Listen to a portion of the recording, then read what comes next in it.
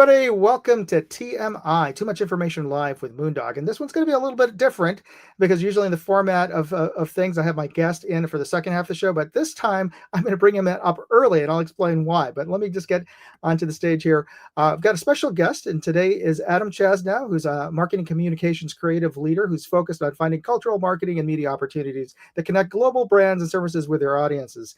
That really sounds like a lot of marketing gobbledygook, but what do you expect from somebody who's a creative director in advertising and a good friend of mine? So let me just bring him up on stage immediately here.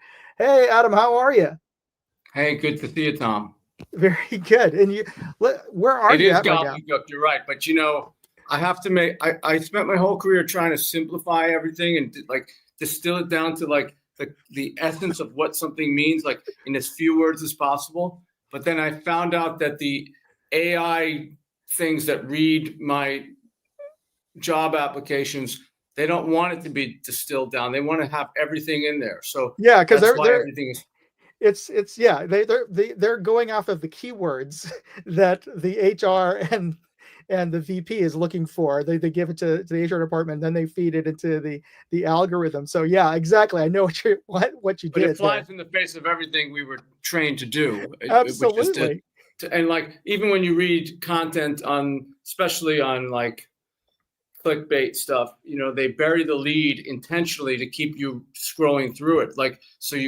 Which is at odds with everything that journalists were ever taught. So I feel like we're in this backwards world where everybody is doing things a crappy way because it gets people to stay engaged more, but they won't stay engaged more because it's done in a crappy way. So it's like a kind of full chasing a tail kind of thing, It is a strange world that we've found ourselves into. Part of it is, I'm sure, is of our own making, but a lot of it is unintended consequences, right?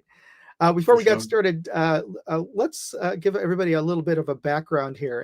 Tell everybody a little bit about you and how you got here. Yeah, I mean, I got into advertising through a kind of circuitous route. I was a jazz trumpet player all through my high school and college years, and I even went to a university that had a music school because I knew it was probably not a good idea to go into music as a jazz musician.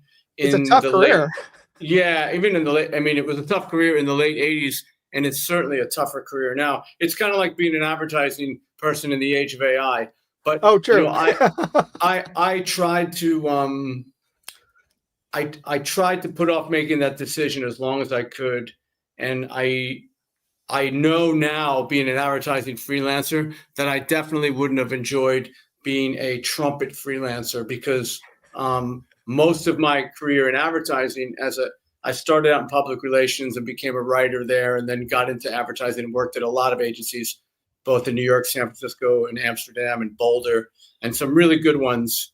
And I like the full-time job. I like being part of a group of people that are trying to do everything together and collaboration. And, that's kind of what, so I like that aspect of the business. And you don't have that as a consultant. You don't have that certainly as a freelancer, especially in this day and age post-COVID where nobody's going into the office. So, Tom and I worked together at the second job I had in advertising, and that was a really great collaborative environment. Oh, yeah, that was a great experience. You're one of, you, one of my favorite writers, co-workers to work with, and also just the environment there at the time was one of I hold dearly in my memory.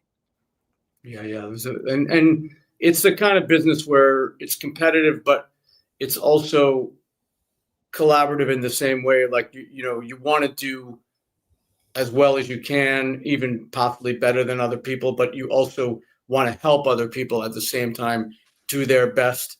And as you move up the ladder in this business, if you're a good creative director, you really have to be pretty selfless and help people achieve, what you are a big part of, and make sure that you let them, take all the glory for it, because that's critical. And, we had a good creative director we were working for there that was like that with us on some of the Amtrak stuff and a lot of the stuff that we worked on for sure. Oh my God. Yeah. And I got a couple of comments on the chat. Where did you grow up? I grew up in Long Island. That's on the other side of the country from where Tom and I are now, which is in California, in a town called Great Neck, about 30 minutes outside of Manhattan. And I went to college in Rochester, New York, which is about 6 hours from there. Yeah, when people say upstate, that is really upstate. Yeah, Rochester's right. I mean, it's right near across the lake from Toronto. For sure. Yeah, and it's cold. It's cold. It's cold there for sure.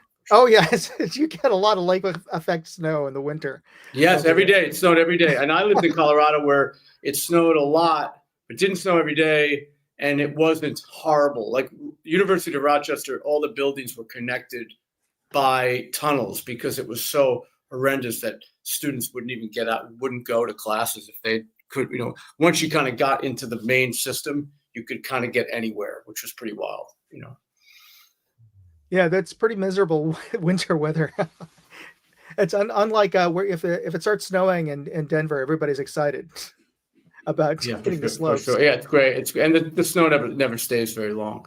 Somebody said Kodak, baby. I mean, Rochester was like, like kind of a steel belt town that's or not a steel belt, but like one of those belts towns that became home to some major companies like Kodak, for example, was based there. And like pretty much you always knew somebody whose dad worked at Kodak if you went to college there. But then Bausch and Lomb was there. Xerox was founded there. If you're into music, that company MXR started there. It's effects pedals and things like that. But very big, and a bunch of other things. And then the music school was the Eastman School of Music, which was founded by George Eastman. So and the university is endowed by the Eastman Trust. But interesting, like these cities, where you can have all this giant business. Now, Kodak is hardly exists anymore. I mean, that's a great case study in itself. I mean, it's still, they're still doing some things. But Bausch and Lomb, was probably bought by somebody. Xerox is in Connecticut now, but Xerox, I mean, all of those three companies, I guess Bausch and Lomb is probably the one that survived the most, Yeah, I don't know who owns them now. If it's probably, I mean, there's a couple of different divisions. Probably they're like eyeglasses, probably owned by that big conglomerate, that European conglomerate. Yeah, Essilor. Yeah. Well, at the time when I went to school there, I had a marketing professor who was a brand manager on Ray-Ban, which was at the time owned by Bausch and Lomb, which is now owned by EssilorLuxottica. But, which was pretty cool to have it, like, I mean, iconic brand for the ages, for sure. And their optics side was they made all the scopes and high end stuff, and for the military sites and things like that. That was like the brand that I was familiar with when for binoculars and things before. Sure. Yeah. So. I don't want to get too sidetracked, but I was just thinking about when you're mentioning all these companies is that what I forget, a lot of people forget, is that New York was really the tech hub of the last century, or the previous century, the 19th century, and up until the early part of the 20th century. But it was only because of onerous regulation and legal patent restrictions that a lot of companies went off to the West Coast to try to get away from that, and founded basically the Silicon Valley. And it seems like, oh, okay, we're going through another wave of that with everybody moving out of California, like a lot of tech companies moving out of California. But I digress. Let's talk about. I'm going to keep it about you. And before I'll get into any more of the weeds, I want to pay off everybody who tuned in to answer the question I posted up for my thumbnail as to where I got my nickname Moondog, and it actually came from you. So for everybody out there who's watching here, this man is the guy who gave me my nickname. Yeah, I mean, it's funny because I was telling my friend Rick Ardito, who's an advertising creative director, that I'm going to be doing a podcast with Tom Del Mundo tonight. And he's like, what are you doing? Why are you going on podcasts on Telemundo? You don't even speak Spanish. And I said, no, Tom Del Mundo. And you guys know, I don't know if you guys ever crossed paths, but yeah, I mean, I do remember creating the nickname for you as well as a bunch of nicknames. I think there Blue were, Blocker and yeah, I mean, and there was King. And I mean, the thing is, we talk about my New York accent, Gary Rosansky, who was a, creative director there and art director, he would give people nicknames very much like the streets of Queens and Brooklyn, something you might hear like on The Sopranos. Yeah. And I think he started just calling you Tommy D right away. Yeah. And like you were Tommy D. And everyone knew who you were. It was Tommy Bags and Tommy D, but Tommy D sounds like a very Brooklyn kind of thing. Yeah. But then I always liked, my theory with making nicknames was that I would always give somebody a nickname and then I would take the logical part of the nickname off of it. So then you would just use the rest of the nickname. So then you'd have to know the origin yourself. But in your case, that never happened, actually. I mean, your nickname really just came kind of from the sound of your last name, which was Del Mundo, and then Moon coming out of that. But and then, I mean, then we just kind of started calling you Moondog. I mean, it wasn't I mean, if there's a part of it that I'm leaving out, please. No, that was it. It was like over the course of like a 2-3 week period. You always started calling me Mundo. Hey, Mundo. And then after a while, you started calling me Moondog, and like, okay, whatever. And Moondog. That makes sense. The logical evolution from Mundo to Moondog. Yeah. And I never quite understood where, I mean, it's like, okay, that's Chaz being, funny about it. And only later did I find out that there was a jazz composer performer named Moondog. And I thought that's where the connection was. No connection to that, but I am aware of that kind of a very avant-garde kind of artist. Maybe you have some information on that person. Well, let's see if I put up a little slide here. Let me just bring that up onto the screen right now. And okay, there we go. This I'm just pulling this off of Wikipedia. So the gentleman who's named Moondog is Louis Thomas Hardin.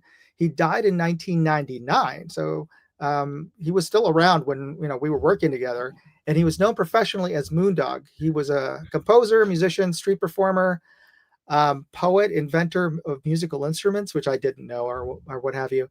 And he made, as you said, avant-garde music that was published, I guess, looking at that imprint on there. What is that, Columbia Music?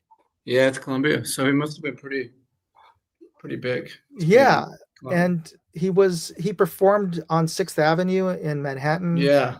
In the 50s. I mean, it sounds like a very 60s hippie kind of musician. Yeah. You know what I mean? Like, I'm in Berkeley right here now, which is, it just sounds like some guy, Moondog, and I also used to like the fact that we had, Gary was our art director we worked with a lot, and he gave a lot of things up, and he would never usually put the word you would never be the Moondog. It's just Moondog. Yeah. You know what I mean? Like, and I think that was common for a lot of nicknames, you weren't the blank, you were just blank. Yeah. And I was like Tom. I mean, like French. Remember French? It was French. Yeah, French. Not the Frenchman. It's just French. I nobody's called me Tommy D since I worked at DDB, and I kind of missed that. It's like everybody who I work with at the DDB calls me Tommy D, except for you, of course. But yeah, DDB, and then there's been this news this week that DDB, when we worked there, it was called Doyle Dane. It was called DDB Needham worldwide, but it evolved from the agency Doyle Dane Bernbach, which is famous for doing the Volkswagen ads of the 60s, and then doing a lot of other brilliant work for Avis and Chivas Regal and all, New York Lottery and just tons of stuff. It was a legendary agency, merged at one point with Needham, Harper and Steers in Chicago. that kind of changed the culture of the agency at the time. Evidently, there was like this really creative agency that was like the Apple of ad agencies, you know what I mean? And then there was Yeah, this very kind of more creative. corporate, and Yeah. then and they put them together, and that was probably the beginning of the end. That was done in 1986. It's taken a long time to finally end, but they did, resurrect DDB. But I see on LinkedIn a lot of people mourning the death of DDB, but I think we should really be mourning the death of the advertising agency industry as we knew it, which was a really great place for misfits and creative people who really found a role and a job doing something that was exciting and creative and also affected commerce. So there was a business side to it. And that, that kind of rock and roll aspect of business seems to have kind of been lost a little bit. I think it happened a little bit with the early .coms, but now it's like, it's very analytical now, Oh yeah, I mean, it didn't dawn on me with the popularity of social platforms like Facebook and TikTok and Instagram, but really they've more as much as anything else have really eaten advertising's lunch, because I mean the whole point of advertising is to get your attention and eyeballs on a brand, but if you're spending most of your time watching YouTube and on social media, that's where you are. So they have that information about you, when you're on, what you're watching, what topics you're interested in, what are the keywords. So it should have been, I should have been a lot more, it should have been more obvious to me, but it wasn't. But yeah, to your point, DDB, for everybody out there, a great agency, but a lot of other agencies have all sort of been, what's happened is they're all being merged and into basically three and consolidated. There's only going to be 3 ad agencies in the United States, or major ad agencies now. Yeah, so it's and it's sad to see the death of emotional triggering advertising that really pulled at people's heartstrings and got them to remember it just based on either great storylines, great visuals, great language, or just repetition for even. And nowadays, it's not really about repetition as much. I mean, as reaching the person who repetition was a bigger thing with us. And I do see repetition because I still watch live sports. So I get to see what's passing for TV commercials nowadays. And it's not really very good. I mean, there are some things that are still great. Of course, there'll always be that. But it's not that we want to get down on the analytics and the performance marketing and how you reach people, but I just think it's a completely different business than the business that we were in, which was creative branding. And I think that's different. And I do see a utility. And if I was shopping for, I'm a musician, I was shopping for a Roland keyboard last week. Oh, which one? Last 2. I got the Go Keys 5 in the end. Go Keys 5. It's like an arranger keyboard. It's very, very, very easy to use. But sometimes I'll get involved with my friend who's also a musician, my friend Devin, and we'll be talking about stuff, and I'll send him links and he'll look at it. And then suddenly his phone is looking like he's shopping for a keyboard too. So, yeah. And he's not, so there is a problem with that. But I do think it's helpful when I'm in this purchase pattern of which keyboard should I get. And I'm not someone who buys things immediately. So like, I really like to do the research. I do occasionally get, I do like impulsively buy things occasionally, but something like that, there's just so much great information about that done by reviewers like you out there that can tell you if you really should get it or not. And we never had that. When we were in the business, there was no way to do that kind of research. So you had to rely on image and some unique selling point of the thing to get it. But I think it's a utility when I look at my phone and then there's like 3 different ads from Sweetwater and Guitar Center and Roland trying to get me to buy this keyboard. I do find a utility in that. I don't find a utility in it after I bought the keyboard and they keep telling me to buy it. But which I think they should be able to do since they know so much about the credit cards anyway.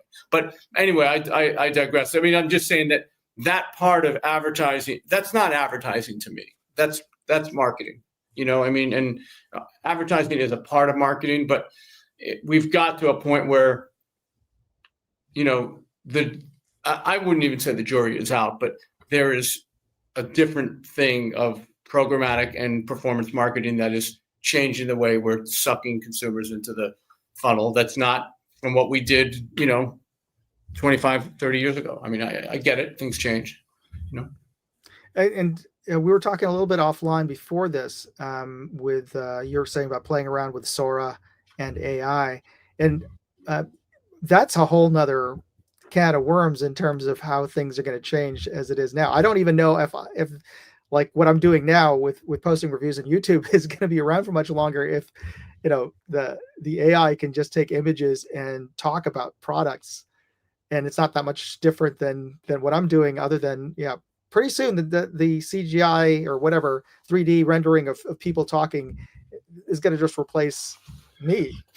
Yeah, I hope that doesn't go away, because there's something great about looking at 5 reviews of the same product and unboxing from 5 different people and making your own conclusions, and also seeing them, what they liked about it and what they learned about it. And I mean, it's going to just become very inexpensive collateral materials, which is kind of what the internet got rid of, and the internet first got rid of collateral, by the way, for people out there, was like when you go to buy a car, they give you like all these printed brochures about the car, and you take it home and you'd mull it over and you'd think about it and you'd keep it on your nightstand and you're like, I want to buy that car, and you look at it again and you get another one from another company. And the internet pretty much, like, except for maybe a few luxury brands or luxury categories, still do that.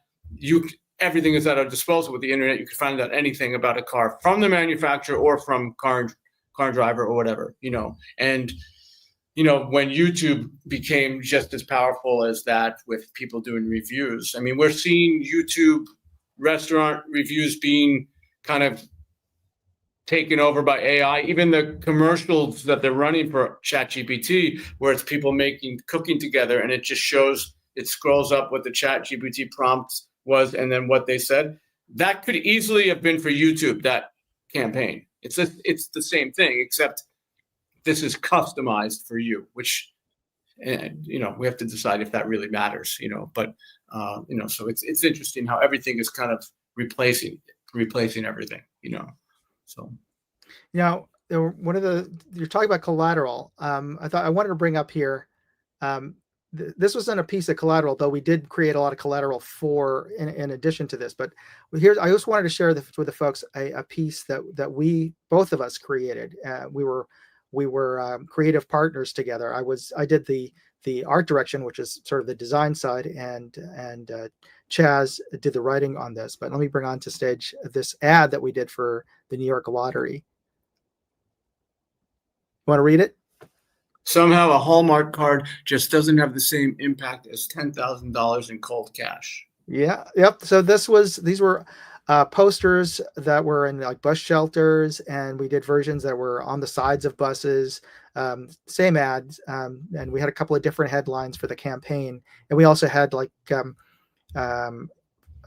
pieces that were inside of liquor stores and things where they sold these lottery scratchers. And just to prove that we were the guys who came up with this, this is a reprint that they make after, as part of sending these ads to the magazines. Well, that's actually it's got the hash marks on it and stuff. That might be a proof.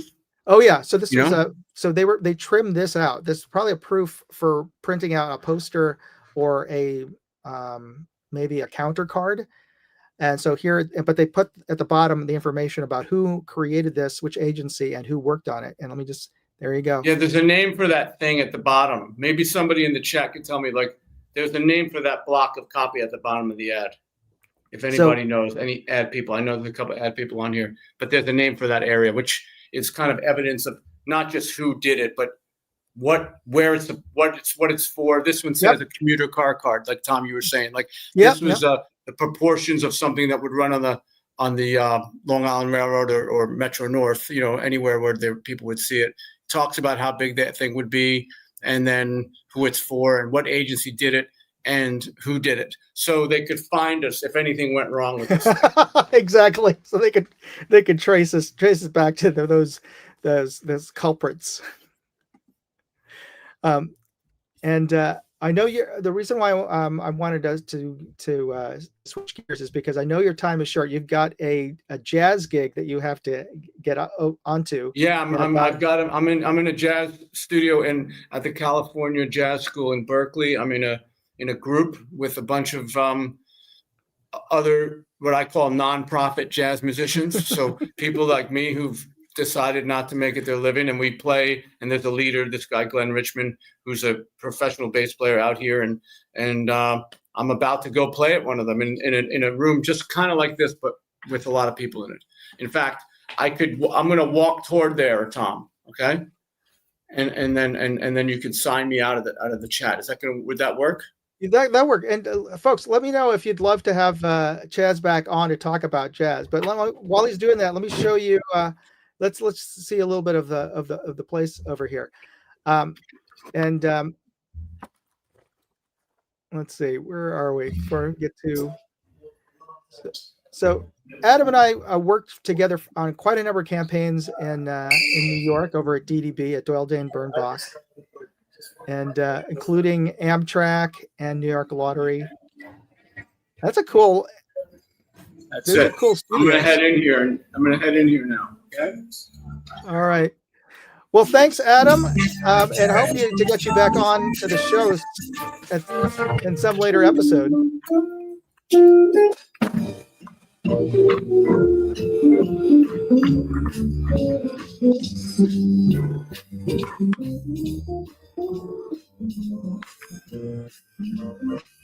That sounds great. That is weirdly meta.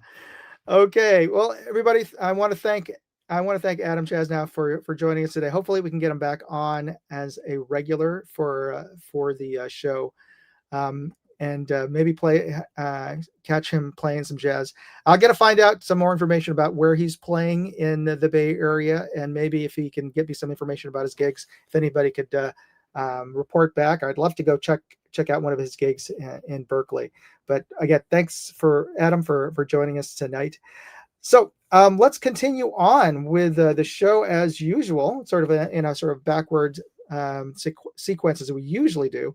But I'd like to get on stage this episode's sponsor, even though we usually have this at the top. But it is, again, Aura.com, which is an online cybersecurity company that I use. I would suggest trying them out because you can try them out for free using my code aura.com/moondog. Go use that QR code and go to that URL. That's a unique URL to me. And you can try them out for 14 days for free. You'll get credit monitoring. You'll get VPN services. You'll get data broker removal services, all for free. Try them out for 14 days. So, and let me know how it works out for you. All right. And every episode, or at least I try to, most episodes, I try to give away a little something to everybody who tunes in. And today's something is going to be a set of Holosun patches. Here, you get all three different colors, and they're going to the first 4 people who can give me the correct answer to this. And here's the first clue, which is a visual clue. I'm looking for the name of this brand here. If you know who this brand is based on this little illustration here, send me an email and I'll post a link. Send it to contest@moondogindustries.com, and I'm going to post that address on to the side chat right now. But if you know this, just put the correct answer in. I'm looking for 3 letters here. Put the correct answer in the subject line, hashtag preferably, and then give me your address to ship to, and your address and phone number that you wanted it shipped to in the body of the email. So the first 4 correct answers I get via email will get the set of Holosun patches. All right, I'll give you a few more clues as later in the episode here. But let's get into some of the videos that that I posted up this week on my Moondog 2A channel, I posted a review of Agila Super Extra High Velocity, which is their copper plated round, versus CCI Mini Mag. And here's a little taste of how that test went out. I tested it in the same rifle, which is my Ruger Precision Rimfire, to see which grouped better. All right, we've zeroed out this scope to Agila Super Extra High Velocity.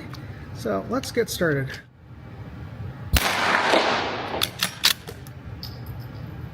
So I'm aiming at the top left diamond.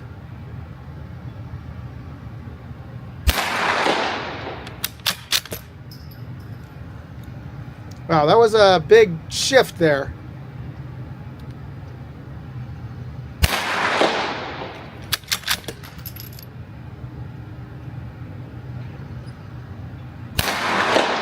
Ooh, okay. Not a very tight group. All right. Next up, we have CCI Mini Mags. Well, starting off a little closer at least.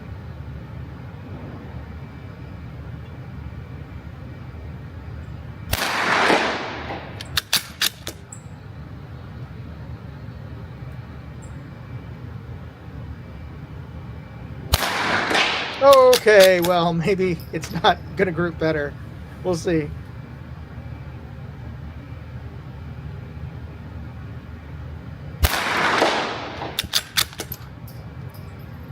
At least it landed where I was aiming. That's a one-time. All right, so that is the first of 4 targets that I shot. I shot all 4 corners with both ammos. And you can see if you go to the video on Moondog 2A, the full test. And of course, every rifle is different, but I wanted to see how well both of those ammos shot. And the popular belief is that at 100 yards, you don't want to be using high velocity ammo, because by the time it gets to the target at 100 yards, it's dropped so much in velocity that it goes from supersonic to subsonic. It goes through that transonic regime, and that's when a object experiences the most turbulence in terms of the compression of air, and so that can introduce more drift and imprecision in your groupings. But I found that at least at 100 yards with this ammo, it didn't group as poorly as I would have expected.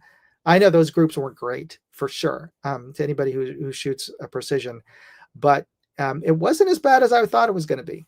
So, but anyway, you'll see if you watch the full video.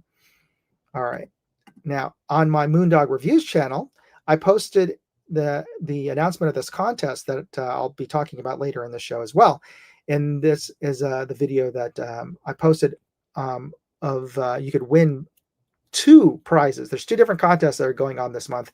One is for a Noblex red dot, and the other is for a Claris E5 Plus. Here, I'll show you the shorts for each of those contests. Hey everyone, I want to let you know of a premium prize that I'm giving away this month. This is a Noblex NV. This is a $400 red dot sight, German made from Noblex, one of the original inventors of pistol reflex sights.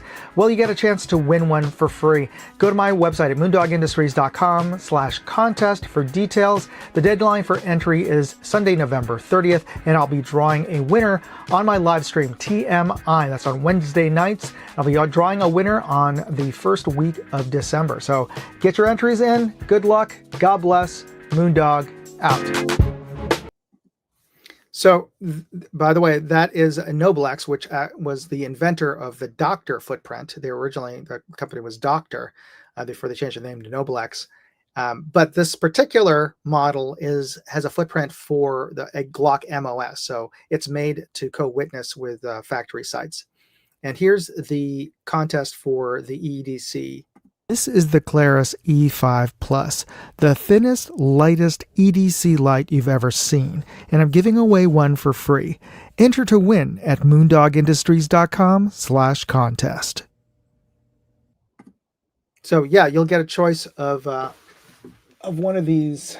They have a couple of different colors as well. So you've got and this is remarkably thin. You can see how thin that is. It's like a stick of gum, or I guess there are probably some vapes that are about this size. But it is super thin, super light, and also remarkably still pretty bright. So yeah, and it has two different emitters for it has the side as well as the front. So, and it's clip on. So this is pretty cool.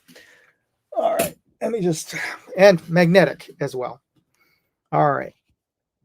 So on my Moondog Go channel, I posted a video that I shot over at the New York's LaGuardia Airport. And if you didn't know, they spent 7 years and $8 billion to remodel this airport, and they're still in the process of finishing it. But it is a spectacular improvement from the way it used to look. And if you could kind of see a little bit of what it used to look like, it was pretty much, most of it was built in the 70s.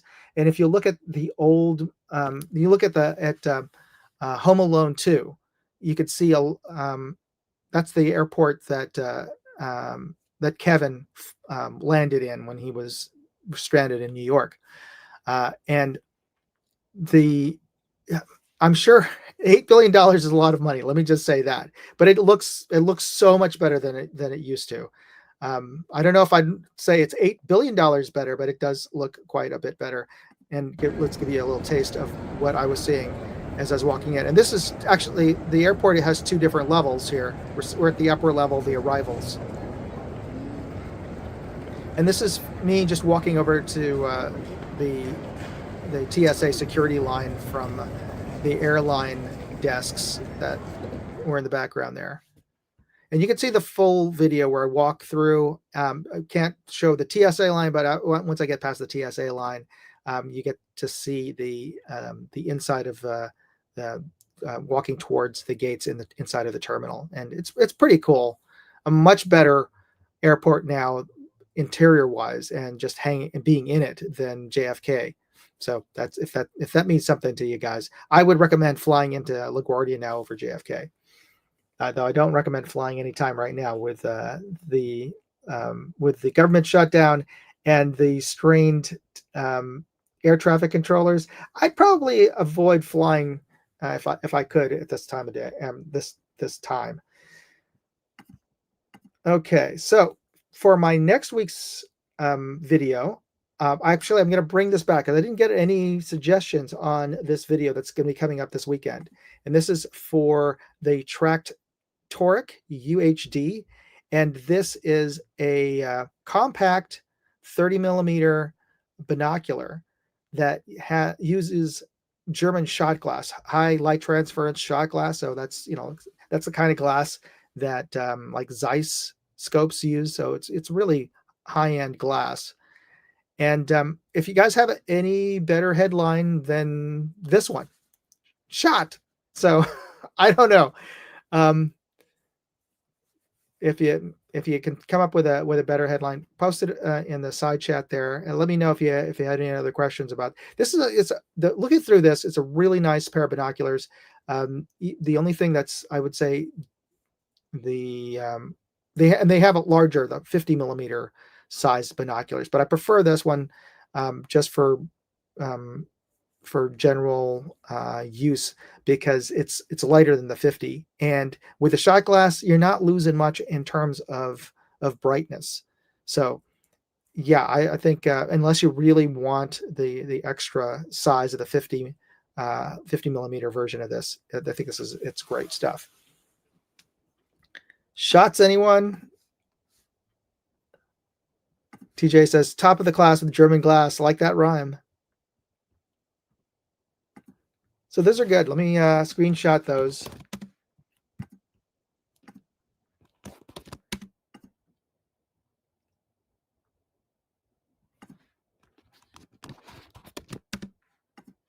All right. Thanks, guys. Okay.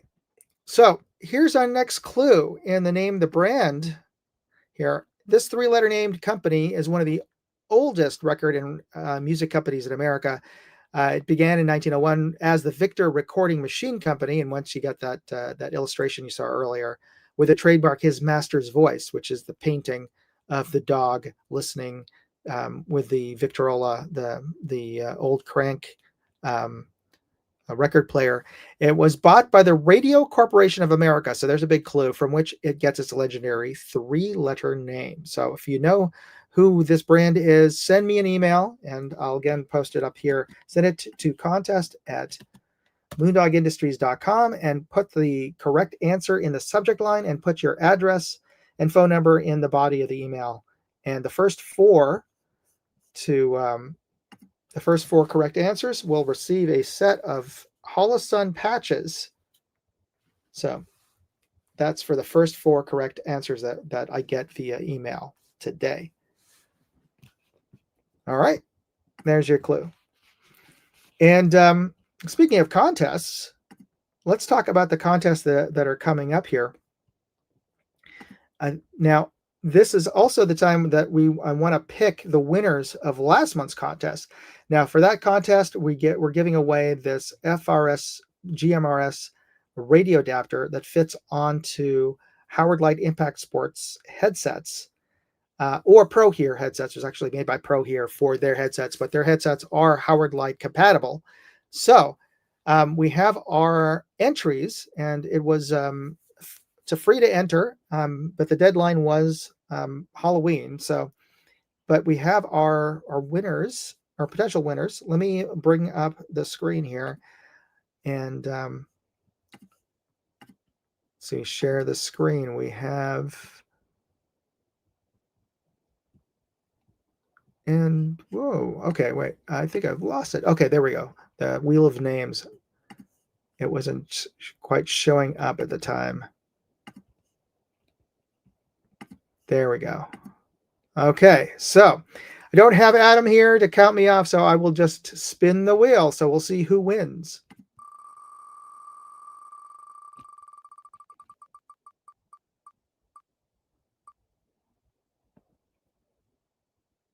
All right, Vincent. Congratulations. So he's going to be winning the set of Pro Hear adapters, headset adapters directly from Pro Hear. I'll be forwarding on his contact information to Pro Hear, and Pro Hear will be mailing him his headset adapters. So that's great. Congratulations. All right. And for everybody else out there, I'll be giving you some information about the contest that's going on right now on my website. But I also want to let you know that there is a fundraiser going on that I'm sponsoring for my son's middle school, and they're going on a class trip to DC next this coming spring, and I'm helping them fundraise for that by giving away some of the stuff that I've reviewed. So here's breaking news here. So here's the link, and I'll post it onto the side chat here for the yard sale. And for the yard sale, what I'm asking is, I'm putting up the items that I'm reviewing that are available at less than half of the street price that you can get for them. And if you make a donation to the fundraiser for that amount, I will ship you that item. But I don't think I had the time to remove this in the time between the time of, I'll do that right now, but between the time of posting up the slides for this and now, somebody has claimed the Monstrum Raider, and I'm just taking it off of the web page right now. Somebody claimed the Monstrum Raider that you see here, so they've already claimed that. But there's a scope, and there's another sample of the Noblex red dot that's a prize of the contest. Don't worry, you can get the Noblex red dot directly from Noblex, but the one that I have, I'm putting it up on the yard sale. So if you're interested in getting any of those items, and I'll be adding a new item every week, so Right now I have a 40 power scope and the Noblex available on the yard sale. And oh, that's weird. Okay, that's an old slide. The contest that's going on now that is on the website, there's two contests. One is for the Noblex, which is the red dot on the left. The other one is for the Claris EDC. So in that case, you can find out information and links to both of those contests on my website at moondogindustries.com/contest. I'll be drawing winner at the beginning of next month. So you have until the end of this month to enter either or both of those contests to win them. Noblex, of course, is sponsoring the Noblex NV Red Dot contest, and Claris is sponsoring their own contest. So they're actually two separate contests, but they're just going on at the same time because both of them wanted me to do the contest during November because it is, Black Friday, and of course this is all they want to get as much eyeballs onto their brands as possible. So that's the reason I combined them both for this month. But who knows? Maybe in future I'll be able to offer more multiple contests. But this month is just a wealth of offerings from these brands that I'm sharing with you guys. So you get double the chances to win something this month for the contest, and it's free to enter. It's absolutely free to enter. So you can find all the details in moondogindustries.com/contest.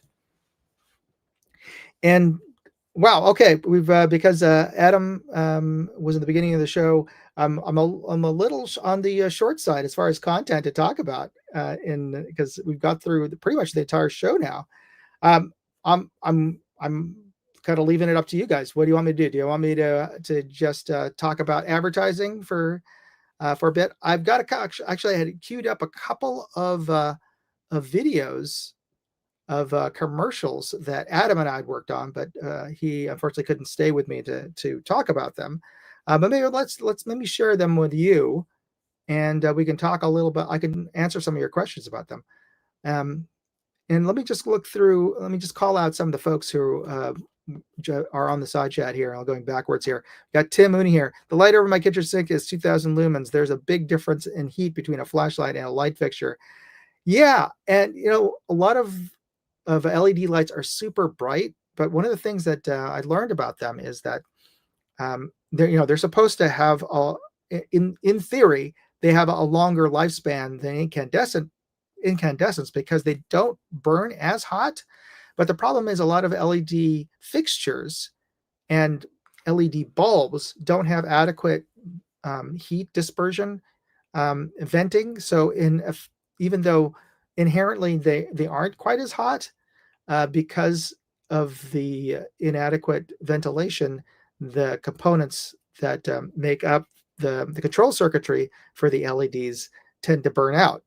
So they don't quite have the lifespan that is touted in on the boxes, but they are pretty bright. And the other thing is the color balance. I don't know.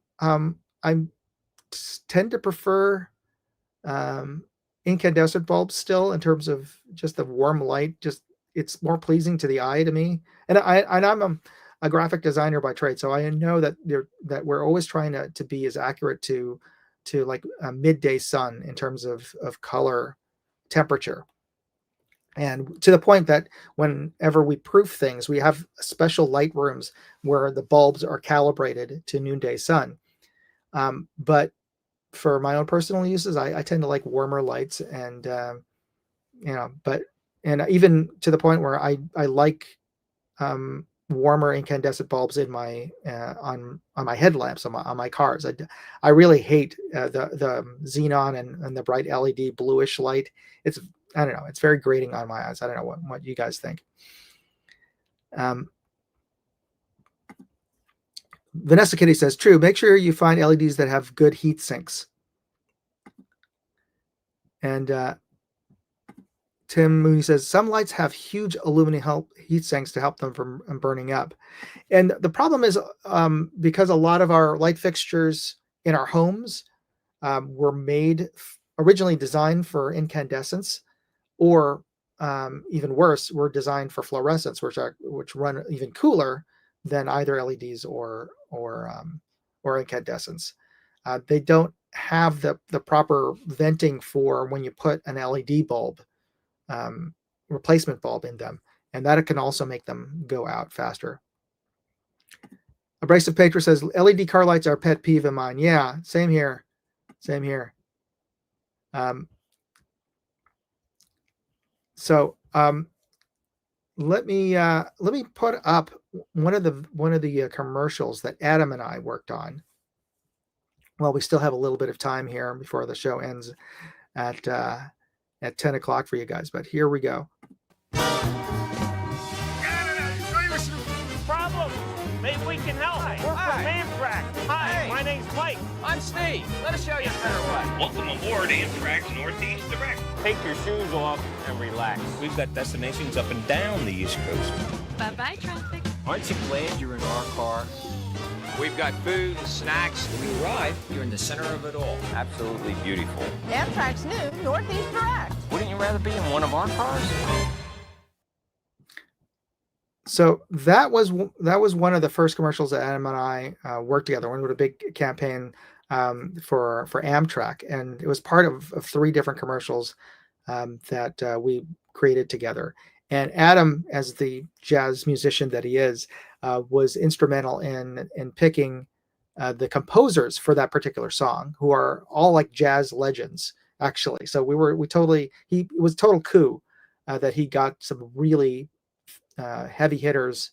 A lot of them maybe aren't as familiar as names, and I wish he was on here because I don't remember all the names, other than Larry Goulding, who's a jazz keyboard player. You might want to Google his name on there, but I'll have Adam back on in a future episode. He can give you a little more background information about the jazz piece. But we actually had pieces composed for those jazz pieces, the songs for the commercial, and a little and Hillbilly said, did I miss how? Yes, you did. So I'll recap it for you. So Adam was my writing partner at DDB with Joel Jane Bernbach, which is the agency that we both worked at for a couple of years in New York City. And DDB was a very legendary ad agency.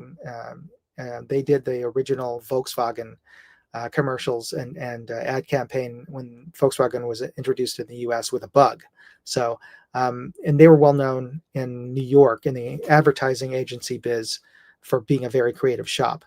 And so Adam and I were working together. He was my writing partner. They usually, when you work in advertising, in the creative team, it's a team of 2 people. There's the art person and the writing person, the copywriter and the art director. And I usually, okay. Sorry about that. That's that was a graphic that was triggered by me putting 2 fingers up. Anyway, so I was typically the art director, even though I'm a switch hitter. I am also a copywriter, but that's pretty rare in advertising. But anyway, so when Adam and I worked together, I was the art director and he was the copywriter on projects. And we came up with the ad campaign, Wouldn't You Rather Be in One of Our Cars, for the Northeast Direct service for Amtrak. And by the way, I'm in this commercial as well as being the art director for the commercial. And we both hired a film director to direct the commercial itself. But I am actually in the commercial. Let me see if I can find the spot where you could find me here. We've got food and snacks. All right. So if you can see there at the very top right, the guy in the t-shirt there drinking, that's me. So I got into my commercial, and this actually became a kind of a habit with a lot of commercials that I worked on. I would try to insert myself into the background, kind of Albert Hitchcock-esque. I would try to sneak myself into one of the background characters. But that's me over there. So yeah, we actually, Amtrak gave us a whole train for an entire week to film in. So we were filming in Boston, in New York, and in Philadelphia, and all the way in between those 3 stations for the ad campaign. So that was a fun shoot. Oh yeah, there's some other interesting backstories, but I'll leave that for the next time Adam joins us. And before we finish off the show, I wanted to share the other. Oh, you know what? I'll hold it up for when Adam gets back onto the show. But yeah, so TJ Play Nice posted up. I wrote and voiced ads for a lot of small local accounts during my time in radio. Biggest ad I voiced was in Midwest was a Pepsi promotion a long time ago.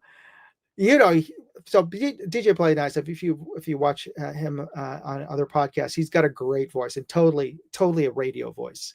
So this deep, very very baritone, rich voice, and I could totally see you or hear you in my head doing an ad plug. So you're perfect for that. And you know what? I would love to get TJ. I'd love to get you on my one of my live stream shows as a guest, since I've already talked you up as far as your golden voice. But I'd love to get you on the show talking about your DJ career, your career in radio as well. So I don't know. Maybe you're available in some future Wednesday. That would be great. And if you guys have any other questions about advertising and would love to have more of my old work co-patriots out there, let me know in the side chat or in the comment section, and I'll see if I can drum them up. A lot of folks who are in the ad biz are a little wary about talking about the ad biz because it gets they don't want to talk about any clients that they have or potential clients because that'll come back to bite you. So there are most of the folks I've my old working partners are a little wary about talking about anything in advertising on a podcast. But at the very least, Adam and Adam can talk about jazz, and so that doesn't necessarily affect any of his future clients. But it's always fun talking about the folks who created those ad campaigns, the TV commercials, and that we all know and love. And maybe I'll do a segment just on advertising. And let me know. You know what? Let me know in the comments what your favorite ad campaign was. Maybe it was the "What's Up, Guys" for Budweiser, or maybe it was the Mean Joe Green Pepsi commercial sorry, so was it Coke? Now I'm forgetting. That's so bad. Okay, it's a cultural icon, but I can't remember now which brand it was for. Oh, there we go. So Tim says, "Where's the beef?" If you post in the comment section what was your favorite ad campaign, and maybe I'll track down the folks who worked on that. But anyway, folks, remember to hit that like button before you'll leave entirely from watching this video, and be sure to enter those contests. I'll post up one more time the link to the contests that are going on this month, as well as the yard sale, should you want to pick up any items as well. And it was great to have one of my old working partners, especially, and an old friend, and really gave me a good education, or at least expanded my knowledge of jazz, which I always had a penchant for. But coming from a real jazz musician, he exposed me to a lot of other styles of jazz that I wasn't quite aware of. And I think it was Adam who dragged me to a live performance with Max Roach in the Village.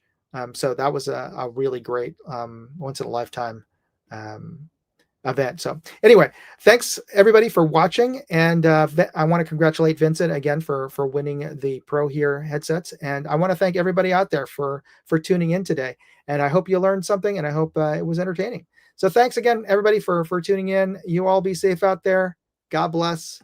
Moondog out. Hey, I'd like to know what you thought of this video. Leave me a comment or chat with me on Facebook, Twitter, TikTok, MeWe, Instagram, or Locals. And if you want to see all of my videos, go to moondogindustries.com.